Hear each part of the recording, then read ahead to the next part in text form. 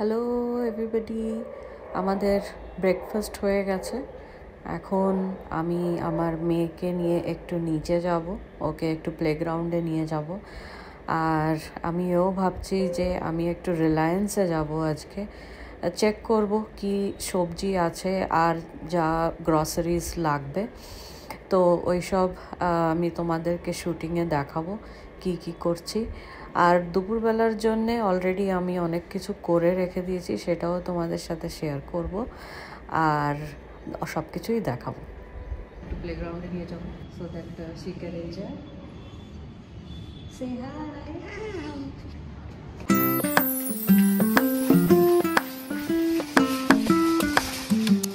আমি একটু প্লেগ্রাউন্ডটা দেখিয়ে দিই তোমাদের।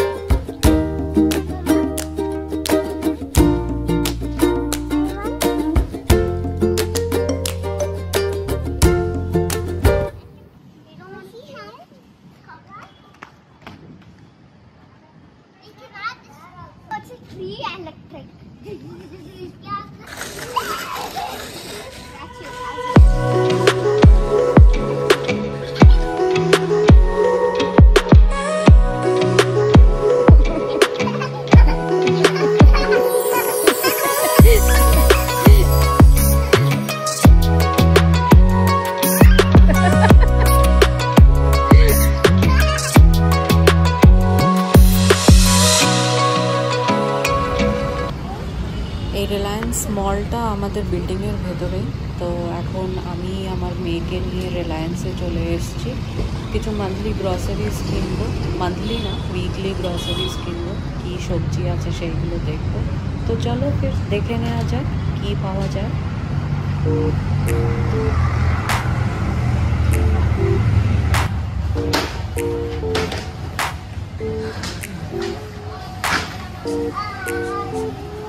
রিলায়েন্সে প্রচণ্ড মাত্রায় ভিড় ছিল, তো ওখানে গিয়ে ভিডিও করতে পারলাম না। এখন আমি মেয়ে ট্রলিতে ওকে নিয়ে আমরা যাচ্ছি ফ্ল্যাটে গিয়ে আবার ভিডিও করব আর তোমাদের দেখাবো কি কি কিনলাম রিলায়েন্স থেকে। সো রিলায়েন্স থেকে এসে গেছি, ফ্রেশন আপ হয়ে গেলাম, জল খেয়ে নিলাম, কেন কি বাইরে প্রচণ্ড রোদ। তো এবার আমি দেখাই আমি কি কি কিনলাম রিলায়েন্স থেকে। কিনেছি এই ভর্তা বেগুনগুলো, বিকজ অনেকদিন ধরে ভাবছি কালঞ্জি বানাবো, তো এই জন্য এই বেগুনটা কিনলাম। তারপরে দুটো কাঁচা কলা কিনলাম, নারকেল কিনলাম, অরেঞ্জ কিনলাম, আমার মেয়ের অরেঞ্জ জুস অনেক পছন্দ। তারপরে আমি কিনলাম একটু আম, বিকজ আমি আমার মেয়েকে একটু সিজনাল ফ্রুট দিই। তো কালকে আমি লিচু কিনেছিলাম, আজকে রিলায়েন্সে গেলাম, দেখলাম ভালো আম, তো আমি 1 কিলো আমও নিয়ে নিয়েছি।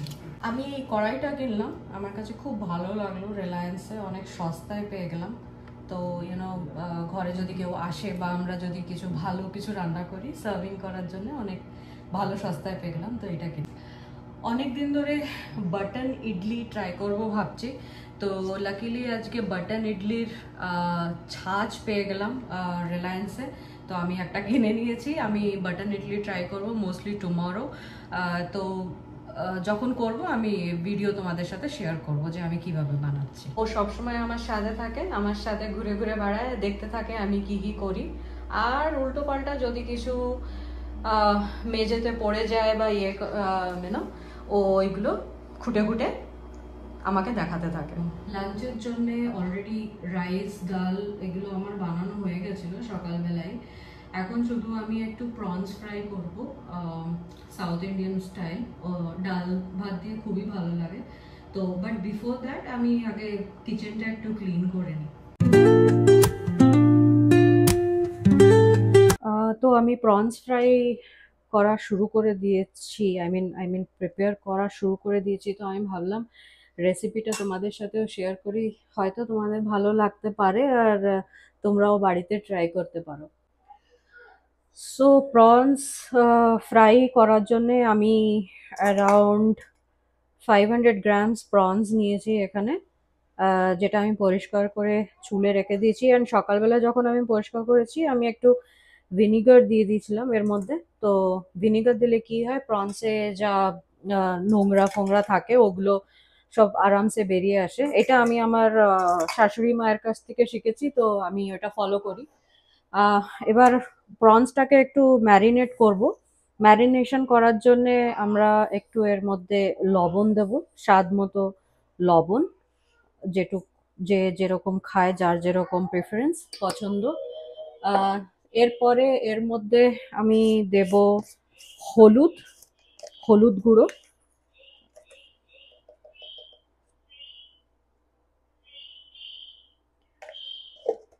তারপর আমি এর মধ্যে দিয়ে দেবো একটু চিলি পাউডার, শুকনো লঙ্কার গুঁড়ো।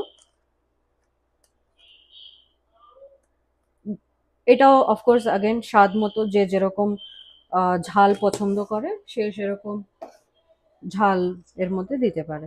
তো আমি কি করব, এই প্রনসটাকে এবার সুন্দর করে ম্যারিনেট করে নেব। আমি সুন্দর করে ম্যারিনেশন করে দিয়েছি। আপনারা হয়তো দেখতে পাচ্ছেন যে আমি কিছু বড় সাইজের গলদা প্রনসও নিয়েছি।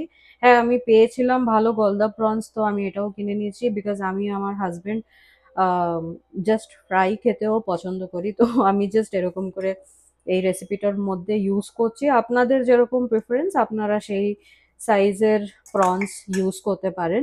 অ্যাপার্ট ফ্রম দ্যাট, ফ্রাইয়ের জন্য আমরা একটু গার্লিক নিয়ে নেব as per your test. Again যার যেরকম গার্লিকের ইন্টেন্সিটি পছন্দ, তো আমি আমার হাজবেন্ডের গার্লিক একটু বেশি পছন্দ, তো আমরা একটু বেশি নিয়েছি। আমি ইউজুয়ালি কি করি, এই গার্লিক গুলো একটু কুচিয়ে দিই, বাট সিন্স আমার মেয়েও খাবে তো বেশি গার্লিকের টেস্ট হয়ে গেলে কি ও অতটা পছন্দ করে না। আমি দুটো গ্রিন চিলিজ নিয়েছি জাস্ট ফর তাড়কা, অ্যান্ড কারি পাতা লিভস নিয়েছি, এটাও আগেন ফর তাড়কা। আমি ছোট সাম্বার অনিয়ন্স নিয়েছি, এটাও ফর তাড়কা। তো এগুলো আমি লেটার পয়েন্ট অফ টাইমে ইউজ করব রেসিপিতে। আপনারা দেখতেই পাচ্ছেন আমি অলরেডি প্যান গ্যাসে বসিয়ে দিয়েছি হিট করার জন্য। এবার আমি প্রনসটা আগে ভেজে নেব। তো প্রনস ভাজার আগে আমি এর মধ্যে আরো দুটো মশলা মিক্স করব, সেটা হচ্ছে আপনার জিরের গুঁড়ো 1 টিস্পুন। আপনাদের হাতে যদি টাইম থাকে আপনারা ম্যারিনেট করে সব মশলা দিয়ে প্রনসে ম্যারিনেট করার জন্য 1-1.5 ঘন্টা মতো রেখে দিতে পারেন, বাট আজকে আমি একটু তাড়াহুড়োয় রান্না করছি বিকজ ইটস অলরেডি 12:30। তো আমরা একটার মধ্যে লাঞ্চ খেয়ে নিই, তো আমার কাছে আজকে হাতেটা অতটা সময় নেই কি আমি ম্যারিনেট করে রেখে দেবো। আমি এখন জিরে গুঁড়োর পর আমি দিলাম ধনিয়া ধনিয়া গুঁড়ো, এটাও আমি সুন্দর করে মিক্স করে দেবো প্রনসের সাথে। আমি প্যানে অলরেডি ভেজিটেবল অয়েল দিয়ে দিয়েছি। ভেজিটেবল অয়েলের সাথে আমি জাস্ট ½ টিস্পুন মতো আমি একটু ঘি দেব, বিকজ আমি প্রনসটা এই তেলেই আমি ফ্রাই করব, তো ফ্লেভারটা ভালো আসবে। তো এবার আমি প্রনসগুলো এক এক করে দিয়ে দেবো।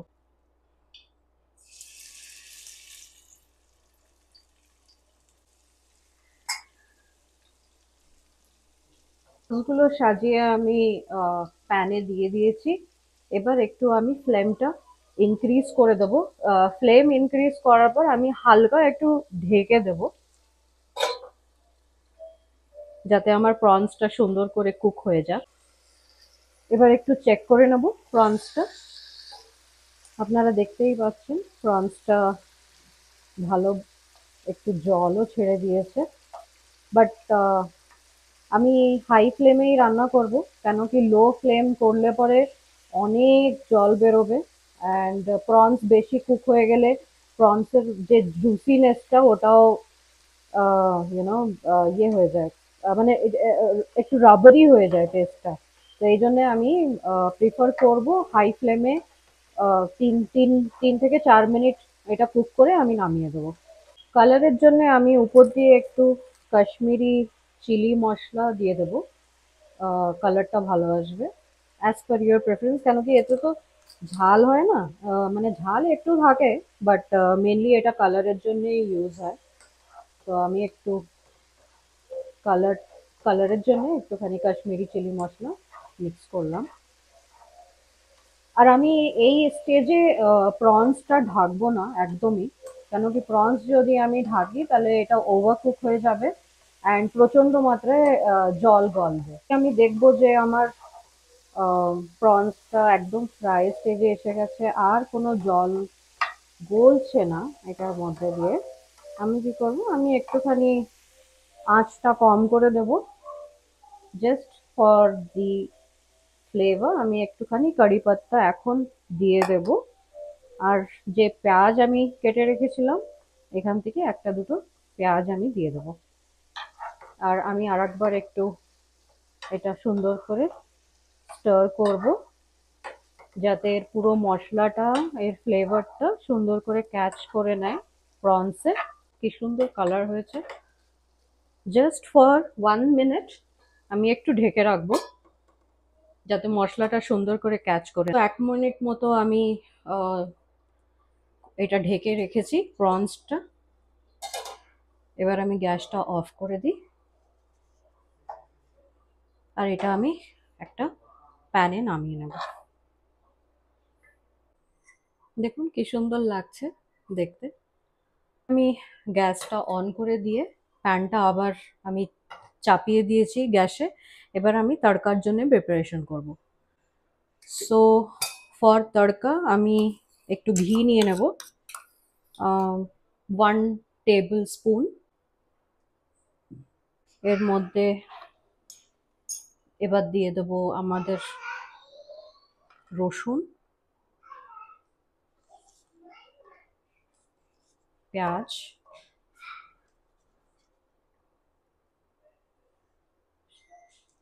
ভেঙেই দিয়ে দিলাম আমি কাঁচা লঙ্কাগুলো,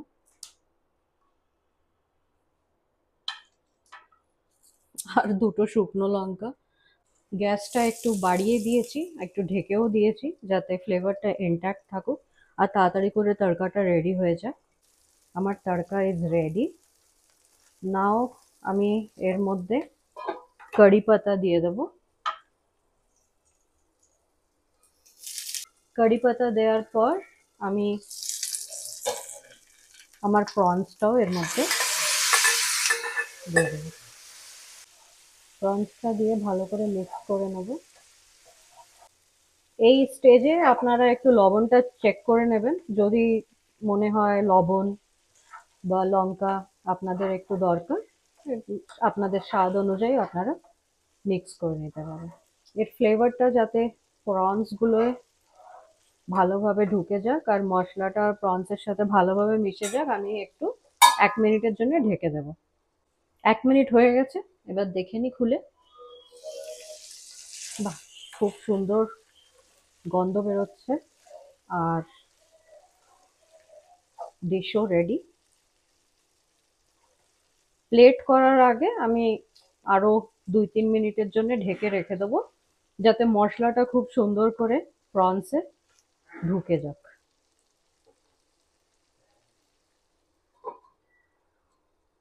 গ্যাসটা অফ করে দিই। সো এই হলো আমাদের লাঞ্চ মেনু ফর টুডে। বাঁধাকপি ভাজা, বিটরুট ভাজা আর প্রনসের তরকারি, যেটা এখন আমি বানালাম আর তোমাদের সাথে শেয়ার করলাম। Husband, how is the food? Very nice. Thank you. আমাদের খাওয়া দাওয়া হয়ে গেছে। আজকের মতো ব্লগটা এখানেই এন্ড করছি। আপনাদের যদি কিছুই ভালো লেগে থাকে, please do subscribe my channel, like my videos and share my videos. Thank you.